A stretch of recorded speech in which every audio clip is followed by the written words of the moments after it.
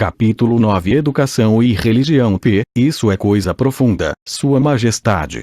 Vamos voltar à discussão de assuntos mais leves e mais concretos, e que provavelmente vão interessar a maioria das pessoas. Estou interessado em discutir as coisas que fazem as pessoas felizes e miseráveis, ricas e pobres, doentes e saudáveis. Em resumo, estou interessado em tudo que pode ser usado por seres humanos, de tal forma que a vida possa pagar dividendos satisfatórios como retorno para o esforço que se coloca nesse negócio que se chama viver. Muito bem, vamos ser definitivos. P. Você pegou a minha ideia. Sua Majestade tem uma tendência a divagar em detalhes abstratos que a maior parte das pessoas não consegue nem entender, nem usar na solução dos seus problemas. Poderia isso, de alguma maneira, ser um plano definido seu para responder às minhas questões utilizando-se de respostas indefinidas? Se esse é o seu plano, é um truque astuto, mas não funcionará. Vá em frente agora e me fale mais alguma coisa sobre as misérias e os fracassos dos seres humanos que, por sua vez, crescem diretamente ligados à indefinição. Por que não me permitir lhe contar mais sobre os prazeres e sucessos das pessoas que entendem e aplicam o princípio da definição? P. Observo que algumas vezes pessoas com planos e objetivos definidos conseguem o que querem da vida, para somente depois descobrir que aquilo que elas conseguiram não é exatamente o que queriam. O que é então? Geralmente, nos livramos de qualquer coisa que não queremos pela aplicação do mesmo princípio de definição das coisas das quais adquirimos. Uma vida que é vivida com absoluta paz de espírito, contentamento e felicidade, sempre se livra de tudo aquilo que não quer. Qualquer um que se submete a coisas que não quer por um longo período, este sim é um alienado. P. E o que você tem a dizer sobre pessoas casadas que deixam de querer estar um com o outro? Eles devem se separar ou é verdade que todos os casamentos são feitos no céu e os contratantes são, dessa forma, ligados eternamente por essa vontade momentânea, mesmo provando ser uma escolha pobre para ambos? Primeiro, deixe-me corrigir esse velho ditado de que todos os casamentos são feitos no céu. Eu conheço alguns que são feitos do meu lado da cerca. Mentes que não se harmonizam jamais deveriam ser forçadas a permanecer juntas no casamento ou em qualquer tipo de relacionamento. O atrito e todas as formas de discórdia entre as mentes levam inevitavelmente para o hábito da alienação e, consequentemente, para a indefinição. P. As pessoas não são algumas vezes ligadas umas às outras por uma relação de dever, o que acaba sendo impraticável para eles tirarem da vida o que elas mais querem. Dever é uma das palavras mais abusadas e mal entendidas da existência. O primeiro dever de cada ser humano é consigo mesmo. Cada pessoa deve a si mesma o dever de encontrar como viver uma vida plena e feliz. Além disso, se a pessoa possui tempo e energia extras e que não são necessárias para preencher os seus próprios desejos, ela deve assumir a responsabilidade de ajudar outros. P. Isso não é uma atitude egoísta, e egoísmo não é uma das principais causas do fracasso em se achar a felicidade.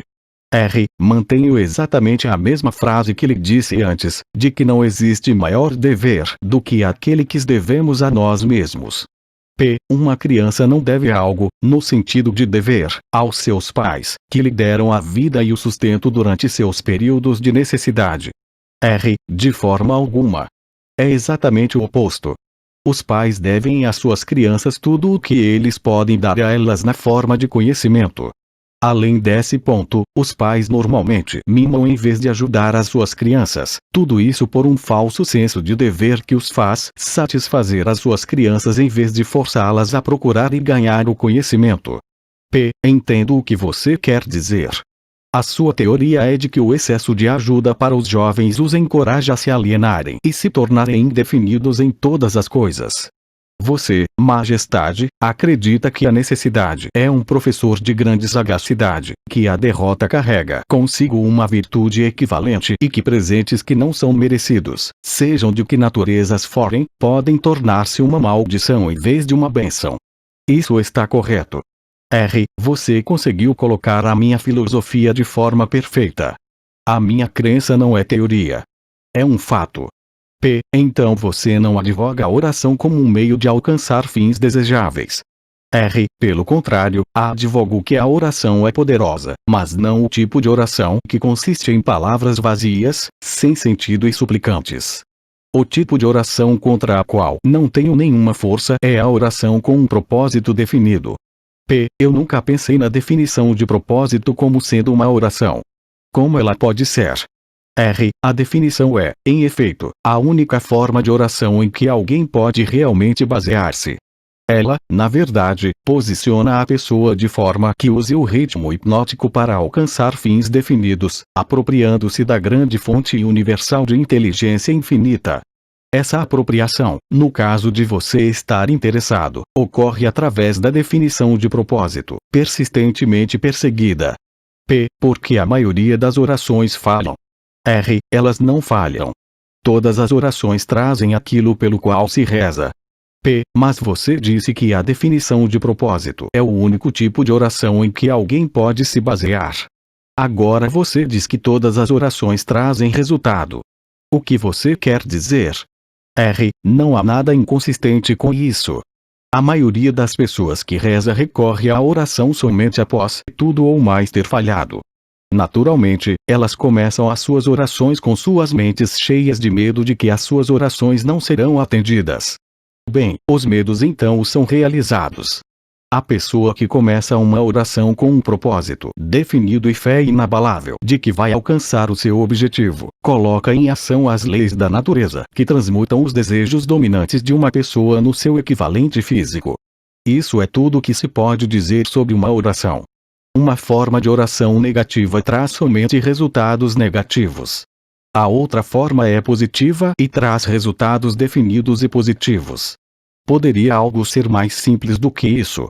As pessoas que se lamentam e imploram que Deus assuma responsabilidade por todos os seus problemas e forneça todas as necessidades e luxúrias que a vida pode oferecer são na verdade muito preguiçosas para conseguir o que elas querem da vida e traduzir tudo isso como uma realidade física através do poder de suas próprias mentes. Quando você escuta uma pessoa rezando por algo que ela deveria conseguir com seus próprios esforços, você pode ter certeza de que você está escutando um alienado. A inteligência infinita favorece somente aqueles que entendem e adaptam-se às suas leis. Ela não faz discriminação por definição de um caráter excelente ou de uma personalidade agradável. Essas características ajudam as pessoas a negociarem o seu caminho através da vida de forma mais harmoniosa, mas a fonte com a qual a oração é respondida não é impressa com letras de ouro. A lei da natureza diz o seguinte: saiba o que você quer, adapte-se às minhas leis, e você com certeza o terá. Isso se harmoniza com os ensinamentos de Cristo. Perfeitamente. Isso também se harmoniza com os ensinamentos de todos os grandes filósofos. A sua teoria de definição está em harmonia com a filosofia dos homens da ciência? A definição é a maior diferença entre um cientista e um alienado. Através do princípio da definição de plano e propósito, o cientista força a natureza a revelar-lhe os seus mais profundos segredos. Foi através desses princípios que Edison descobriu o segredo da máquina falante, vitrola, a lâmpada elétrica incandescente e muitos outros benefícios para a espécie humana. Então eu entendo que a definição é o primeiro requisito para o sucesso em todo e qualquer empreendimento humano. Isso está correto? Exatamente. Qualquer coisa que ensine as pessoas a examinarem fatos e conectá-los a planos definidos através de um pensamento apurado vai dificultar a minha profissão. Se essa sede por conhecimento definido, que agora está se espalhando pelo mundo, mantiver-se assim, meu negócio ficará ameaçado dentro dos próximos séculos. Eu trunfo na ignorância, na superstição, na intolerância e no medo, mas não consigo manter-me de pé ante um conhecimento definido, propriamente organizado em planos definidos nas mentes das pessoas que pensam por si mesmas. Porque você não assume a onipotência e administra todos os trabalhos da sua própria maneira. Você pode também perguntar por que a porção negativa do elétron não toma conta da porção positiva e faz todo o trabalho. A resposta é que ambas as cargas, positiva e negativa da energia, são necessárias para a existência do elétron. Uma é balanceada igualmente contra a outra, e assim deve permanecer. E é dessa forma que ocorre a relação entre a onipotência e eu. Representamos as forças positivas e negativas de todo o sistema dos universos e estamos igualmente balanceados uma contra a outra. Se essa força de equilíbrio fosse modificada, mesmo que no ínfimo grau, todo o sistema dos universos se tornaria rapidamente reduzido a uma massa de matéria inerte. Agora você sabe por que eu não posso tomar conta de todo o show e simplesmente fazer tudo do meu jeito. Se o que você diz é verdade, você tem exatamente o mesmo poder que a onipotência possui. Isso é verdadeiro. Isso está correto. A minha oposição, a quem você chama onipotência, se expressa através das forças que você chama de boas, as forças positivas da natureza. Eu me expresso através de forças que você chama de más, as forças negativas da natureza. Tanto o bem quanto o mal são forças que devem coexistir na natureza. Uma é tão importante quanto a outra. Então a doutrina da predestinação é verdadeira. As pessoas nascem para o sucesso ou para o fracasso, para a miséria ou para a felicidade, para serem boas ou más, e elas nada têm a ver com isso e muito menos podem modificar as suas naturezas. É isso que você está afirmando. Enfaticamente, não. Cada ser humano possui uma ampla gama de escolhas, tanto para os seus pensamentos quanto para as suas ações. Cada ser humano pode usar o seu cérebro para a recepção e para a expressão de pensamentos positivos, ou pode usá-lo para expressar pensamentos negativos. A sua escolha nesse assunto tão importante molda toda a sua vida. Pelo que você disse, pude perceber que os seres humanos possuem mais liberdade de expressão do que você ou a sua oposição. Isso está correto. Sim, isso está correto. Tanto eu quanto a onipotência somos limitados por leis imutáveis da natureza. Nós não podemos nos expressar, seja de que maneira for, se não for em conformidade com essas leis. Então é verdade que o homem possui direitos e privilégios não disponíveis nem para a onipotência e nem para o diabo. Isso é a verdade. Sim, isso é verdade. Mas você também tem que acrescentar que o homem ainda não acordou totalmente para dar-se conta de sua força em potencial. O homem ainda se considera algo como uma poeira no vento, quando na realidade ele possui muito mais poder do que todas as criaturas vivas combinadas. A definição de propósito parece ser uma panaceia para todos os males do homem. Talvez não isso, mas você pode ter certeza de que ninguém se tornará autodeterminado sem a definição de propósito. Porque não ensinam para as crianças sobre a definição de propósito nas escolas. Pela razão de que não existe um plano definido ou propósito por trás de qualquer currículo escolar. As crianças são enviadas para a escola para ganhar um diploma escolar e aprender como memorizar, não para aprender o que elas realmente querem da vida. Qual o benefício de um diploma escolar, se não se consegue convertê-lo em realizações espirituais e materiais da vida? Eu sou somente o diabo e não um resolvedor de enigmas. Eu deduzo, por tudo que você diz, que nem as escolas e nem as igrejas preparam os jovens do mundo com um conhecimento prático de como funcionam suas próprias mentes. Existe alguma coisa de maior importância para um ser humano do que o entendimento das forças e circunstâncias que influenciam a sua própria mente? A única coisa de valor duradouro para qualquer ser humano é o conhecimento de como opera a sua própria mente. As igrejas não permitem que uma pessoa investigue e adentre para conhecer as potencialidades de sua própria mente, e as escolas tampouco reconhecem tais potencialidades. Você não está pegando um pouco pesado com as escolas e com as igrejas? Não, estou apenas as descrevendo como elas são, sem tendências ou preconceitos.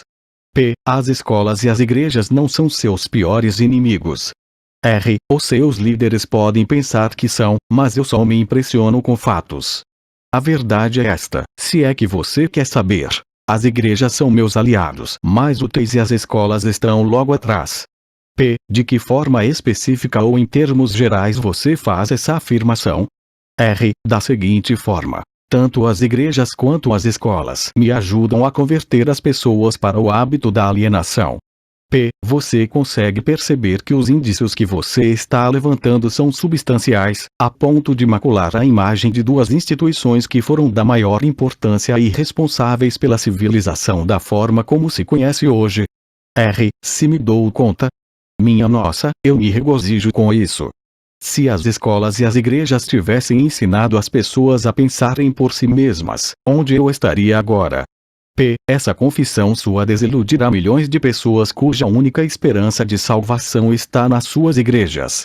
Isso não é algo cruel para fazer com elas. Não seria muito melhor para a maioria das pessoas viver na ignorância desse fato do que saber a verdade sobre você? O que você quer dizer com o termo salvação? Do que na verdade as pessoas estão sendo salvas. A única forma de salvação duradoura que realmente é válida para qualquer ser humano é aquela que vem do reconhecimento do poder de sua própria mente. Ignorância e medo são os únicos inimigos dos quais os homens necessitam salvação. Você parece não considerar nada como sagrado. Você está errado. Mantenho como sagrada a única coisa que eu considero meu mestre, a única coisa da qual tenho medo. E o que é isso que você teme? O poder do pensamento independente amparado pela definição de propósito. Então você não possui muitas pessoas para temer? Somente 2 de cada 100, para ser mais exato. As outras todas eu controlo. Vamos dar um tempo para as igrejas e voltar para as escolas. A sua confissão mostrou claramente que você próspera e se perpetua de uma geração para outra utilizando o truque de tomar conta das mentes das crianças antes que elas tenham a chance de usar os seus próprios intelectos. Desejo saber o que está errado com o sistema escolar que permite que o diabo controle tantas pessoas. Desejo saber também o que pode ser feito para estabelecer um sistema de ensino que garantirá a oportunidade de aprendizado para todas as crianças, primeiro de que elas possuem mentes, segundo de que forma elas podem usar as suas mentes para trazer liberdade espiritual e econômica para suas vidas. Estou colocando essa questão de forma suficientemente definida, considerando que você tem salientado a importância da definição de propósito. Estou aqui para alertá-lo de que a sua resposta para minha questão deve ser definida. Espere um momento enquanto eu respiro. Você me deu uma ordem e tanto. E parece estranho que você tenha vindo para o diabo para aprender como viver. Eu penso que você deveria visitar a minha oposição. Por que você não vai? Sua Majestade, quem está sendo inquirido aqui é você, não eu. Quero a verdade e não estou preocupado pela fonte através da qual vou tê-la. Existe algo radicalmente errado com o sistema de educação, sistema tal que tem nos fornecido um balancete da vida que nos mostra que estamos vulneravelmente no vermelho, sempre na esperança de entrar para o caminho da autodeterminação, tal como se fôssemos animais perdidos numa selva. Quero saber 2 coisas sobre esse sistema. Primeiro, qual a maior fraqueza do sistema? Segundo, como pode essa fraqueza ser eliminada? A bola está com você novamente. Por favor, permaneça focado na questão e pare de tentar me desfocar para questões abstratas. Isso é ser definido, não é? Você não me deixa nenhuma chance a não ser partir para uma resposta direta. Para começar, o sistema de ensino parte de um ângulo educacional errado. O sistema escolar esforça-se para ensinar as crianças a memorizar fatos, em vez de ensiná-los como usar as suas próprias mentes. É somente isso que está errado com o sistema. Não, esse é apenas o começo. Outra grande fraqueza do sistema escolar é que ele não estabelece na mente das crianças nem a importância da definição de propósito e nem tenta ensinar aos jovens como serem definidos sobre qualquer coisa. O maior objetivo de toda escola é forçar os estudantes a abarrotar as suas memórias com fatos, em vez de ensiná-los como organizar e fazer um uso prático desses fatos. Esse sistema de acumulação da memória faz com que a atenção dos estudantes seja centrada apenas em ganhar créditos e boas notas, mas deixa de lado a questão mais importante, que seria a do uso desse conhecimento nos assuntos práticos da vida. Esse sistema gradua estudantes e forma diplomados, cujas mentes estão vazias de autodeterminação. O sistema escolar partiu já de um mau começo. As escolas começaram a sua história como instituições de aprendizado de alto nível, tendo sido criadas inteiramente para aqueles poucos afortunados cujas famílias os destinavam para a educação. Assim, todo o sistema escolar foi desenvolvido começando pelo topo até chegar à parte de baixo da sociedade. Não é de se estranhar que esse sistema negligencia ensinar às crianças a importância da definição de propósito, quando o próprio sistema literalmente desenvolveu-se através da indefinição. O que corrigiria essa fraqueza do sistema escolar?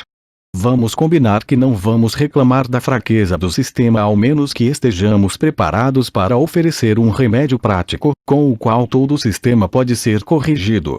Em outras palavras, enquanto estamos discutindo a importância da definição de um plano e de um propósito, vamos nós mesmos tomar nosso remédio e sermos definidos. Porque não esquece as escolas e as igrejas e evita uma série de incomodações para você mesmo. Não sabe que está colocando seu nariz em assuntos que envolvem as duas forças que controlam o mundo.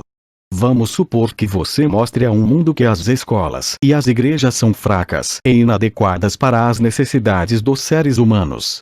O que vai acontecer? Com o que vai substituir essas duas instituições? Pare de tentar escapar das minhas questões com esse velho truque de fazer outra pergunta. Não tenho intenção de substituir as escolas e as igrejas.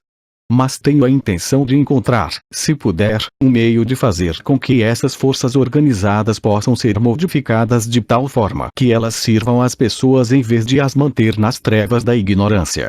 Vá em frente agora e me dê um catálogo detalhado de todas as mudanças que poderiam ser feitas no sistema escolar e que, por sua vez, o aperfeiçoariam. Então, você quer todo o catálogo, é isso? Quer as mudanças sugeridas na ordem de sua importância.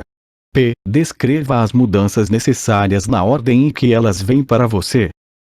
Você está me forçando a cometer um ato de traição contra mim mesmo, mas aqui está. Reverta o presente sistema, dando às crianças o privilégio de liderar nos seus trabalhos escolares, em vez de seguir regras ortodoxas estabelecidas somente para compartilhar conhecimento abstrato.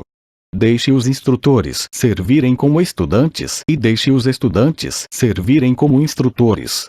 Tanto quanto possível, organize todos os trabalhos das escolas em métodos definidos através dos quais os estudantes possam aprender fazendo e direcione o trabalho da classe de tal forma que todo estudante esteja engajado em alguma forma de trabalho prático, conectado com os problemas diários da vida.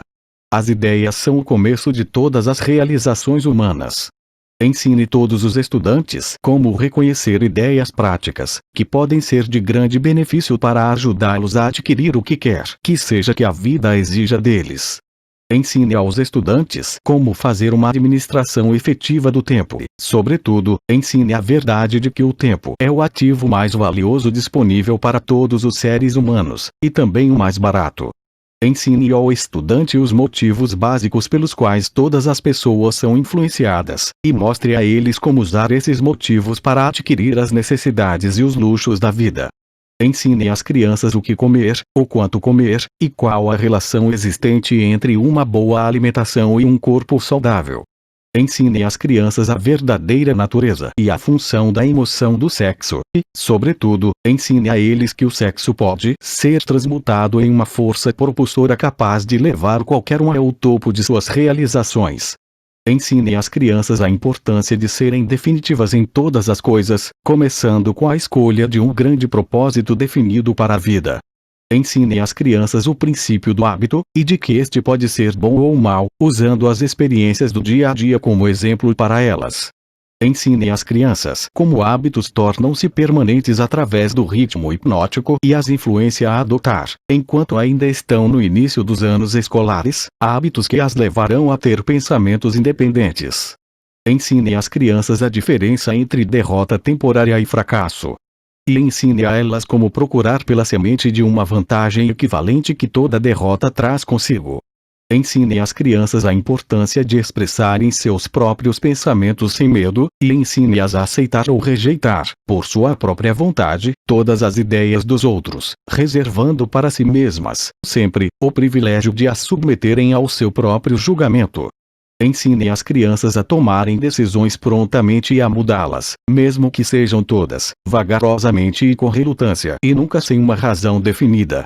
Ensine às crianças que o cérebro humano é o instrumento com o qual se recebe da grande fonte central da natureza a energia que é especializada em pensamentos definidos. De que o cérebro não pensa, mas serve como um instrumento para a interpretação dos estímulos que causam o pensamento. Ensine às crianças o valor da harmonia em suas próprias mentes e que isso é possível somente através do autocontrole. Ensine às crianças a natureza e o valor de ter autocontrole. Ensine às crianças que existe uma lei de retornos crescentes que pode e deve ser colocada em operação, como um hábito, mostrando que se deve sempre prestar mais e melhores serviços do que é esperado delas. Ensine às crianças a verdadeira natureza da regra de ouro e, sobretudo, mostre a elas que, através da operação desse princípio, tudo que elas fazem para e por outros, elas acabam fazendo para si mesmas. Ensine as crianças a não terem opiniões, a não ser que sejam formadas por fatos ou crenças que possam ser razoavelmente aceitas como verdadeiros fatos. Ensine às crianças que cigarros, bebidas, drogas e o sexo em demasia destroem a força de vontade e acabam levando ao hábito da alienação. Não proíba esses males, apenas explique para elas. Ensine às crianças sobre o perigo de acreditar em qualquer coisa meramente porque os seus pais, ou seus instrutores religiosos, ou qualquer outra pessoa tenha dito para fazê-lo. Ensine as crianças a encararem fatos, sejam eles agradáveis ou desagradáveis, sem recorrer a subterfúgios ou sem oferecer-lhes álibis. Ensine as crianças a encorajarem o uso do seu sexto sentido, através do qual as ideias apresentam-se em suas mentes de fontes desconhecidas, e a examinar tais ideias cuidadosamente. Ensine às crianças a importância da lei da compensação, tal como foi interpretada por Ralph Waldo Emerson, e mostre a elas como essa lei trabalha nos eventos do dia a dia, mesmo nos menores. Ensine às crianças que a definição de propósito, amparada por planos definidos persistentemente e continuamente aplicados, é a forma mais eficaz de oração disponível para os seres humanos. Ensine às crianças que o espaço que elas ocupam no mundo é medido pela qualidade e pela quantidade de serviço útil que elas prestam para o mundo. Ensine às crianças que não existe nenhum problema que não tenha uma solução apropriada, e que a solução, na maior parte das vezes, pode ser encontrada nas circunstâncias que criaram o problema. Ensine às crianças que as suas únicas limitações reais são aquelas impostas por si mesmas ou que elas permitem que outros estabeleçam em suas próprias mentes. Ensine a elas que tudo que um homem pode conceber e acreditar ele pode alcançar. Ensine às crianças que todas as escolas e todos os livros de textos são elementos essenciais que podem ser úteis no desenvolvimento de suas mentes, mas que a única escola de real valor é a grande universidade da vida, onde se tem o privilégio de aprender pela experiência. Ensine as crianças a serem verdadeiras consigo mesmas em todos os momentos e, considerando-se que elas não podem satisfazer a todos, elas devem ter sempre em mente que precisam satisfazer-se a si mesmas. Essa é uma lista imponente, mas me parece óbvio pelo fato de que ela ignora praticamente todas as matérias que agora são ensinadas nas escolas. Era essa a intenção? Sim. Você me pediu uma lista de mudanças sugeridas no currículo escolar, as quais beneficiariam as crianças. Foi isso que eu lhe dei. Algumas das mudanças que você sugere são tão radicais que chocariam a maioria dos educadores de hoje, você não acha? A maioria dos educadores de hoje necessita desse choque. Um bom choque normalmente ajuda o cérebro que se atrofiou pelo hábito. As mudanças que você sugere para as escolas dariam imunidade às crianças contra o hábito da alienação. Sim, esse seria um dos resultados que as mudanças trariam, mas existem outros também. Como essas mudanças sugeridas poderiam ser aplicadas no atual sistema escolar? Você sabe, é claro, que é tão difícil programar uma nova ideia no cérebro de um professor quanto é fazer com que um líder religioso modifique a religião de tal forma que ela possa ajudar as pessoas a angariar mais da vida. R. A maneira mais certa e mais rápida para forçar a aplicação dessas ideias práticas no sistema escolar é, primeiro, introduzi-las através de escolas privadas e estabelecer uma exigência para o uso nas escolas públicas, de tal forma que os administradores dessas escolas sintam-se compelidos a empregá-las. P. Deveriam ser feitas outras mudanças no sistema das escolas. R. Sim, muitas. Entre outras mudanças necessárias em todos os programas escolares está o acréscimo de um curso completo de treinamento de psicologia de negociação entre as pessoas. Todas as crianças deveriam ser ensinadas na arte da venda e da persuasão, aprendendo meios de diminuir o atrito nas relações humanas através da vida. Toda a escola deveria ensinar os princípios de realização individual através dos quais se pode obter uma posição de independência financeira. As classes deveriam ser abolidas também. Elas deveriam ser substituídas pela mesa redonda ou pelo sistema de conferência, tais quais os homens de negócios empregam. Todos os estudantes deveriam receber instruções individuais e serem guiados em conexão com matérias que não podem ser ensinadas apropriadamente em grupos. Toda a escola deveria ter um grupo auxiliar de instrutores, consistindo de homens de negócios, cientistas, artistas, engenheiros, jornalistas. Cada qual compartilharia com todos os estudantes um conhecimento prático da sua própria profissão, negócio ou ocupação.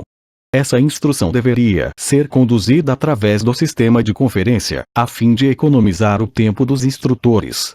P. O que você sugeriu é, com efeito, um sistema auxiliar de instrução que daria a todas as crianças que frequentam as escolas um conhecimento dos assuntos práticos da vida, direto da fonte original. Seria essa a ideia. R. Você colocou corretamente. P. Vamos esquecer um pouco o sistema escolar por agora e vamos voltar para as igrejas por um momento. Toda a minha vida ouvi clérigos pregando contra o pecado e advertindo pecadores a ficarem atentos e se arrependerem, pois essa seria a única maneira de serem salvos. Mas nunca ouvi nenhum deles me dizer o que realmente é um pecado. Você me daria alguma luz nessa questão? R. Pecado é qualquer coisa que alguém faça ou pense que cause infelicidade para si mesmo ou para os outros. Seres humanos que estão em ótimas condições físicas e em perfeita saúde espiritual deveriam estar em paz consigo mesmos e sempre felizes. Qualquer forma de miséria mental ou física indica a presença do pecado. P. Nomeie algumas das formas comuns de pecado. R. Comer em excesso é uma forma de pecado porque leva à perda da saúde e à miséria. O excesso de sexo é um pecado porque quebra a força de vontade da pessoa e a leva para o hábito da alienação. Permitir que a mente seja dominada por pensamentos negativos de inveja, ganância, medo, ódio, intolerância, vaidade, autopiedade ou desencorajamento é uma forma de pecado, porque esses estados mentais levam para o hábito da alienação. Enganar, mentir e roubar também são pecados, porque esses hábitos destroem o autorrespeito, submetem a consciência e levam à infelicidade. É um pecado também permanecer nas trevas da ignorância, porque a falta de conhecimento leva à pobreza e à perda da autoconfiança. É um pecado aceitar da vida qualquer coisa que não se queira, porque isso indica uma forma imperdoável de negligenciar o uso da mente. P. É um pecado alienar-se através da vida, sem um objetivo definido, plano ou propósito. R. Sim, porque esse hábito leva à pobreza e destrói o privilégio da autodeterminação.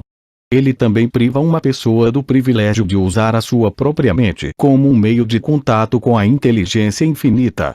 P. Você é o inspirador-chefe do pecado. R. Sim. O meu negócio, como eu já disse, é ganhar o controle das mentes das pessoas de todos os meios possíveis. P. Você consegue controlar a mente de uma pessoa que não comete pecados. R. Não consigo, porque essa pessoa nunca permite que sua mente seja dominada por qualquer forma de pensamento negativo. Não consigo entrar na mente de quem não peca, muito menos controlá-la. P. Quais são as formas mais comuns e mais destrutivas de todos os pecados? R. Medo e ignorância. P. Você não tem mais nada para acrescentar à lista. R. Nada mais a acrescentar. P. O que é a fé? R é um estado da mente onde se reconhece e se utiliza o poder do pensamento positivo, como um meio pelo qual se contata e se chega à fonte central da inteligência universal. P, em outras palavras, a fé é a ausência de todas as formas de pensamento negativo. Seria essa a ideia? R, sim, essa é outra forma de descrevê-la. P, um alienado possui capacidade de usar a fé. R, ele pode ter a capacidade de usar, mas não utiliza. Todo mundo tem a força potencial para limpar a sua mente de todos os pensamentos negativos, e dessa forma utilizar-se do poder da fé. P, colocando de outra forma, a fé é a definição de propósito amparada pela crença na obtenção do objetivo desse propósito. Isso está correto. R, essa é a ideia, exatamente.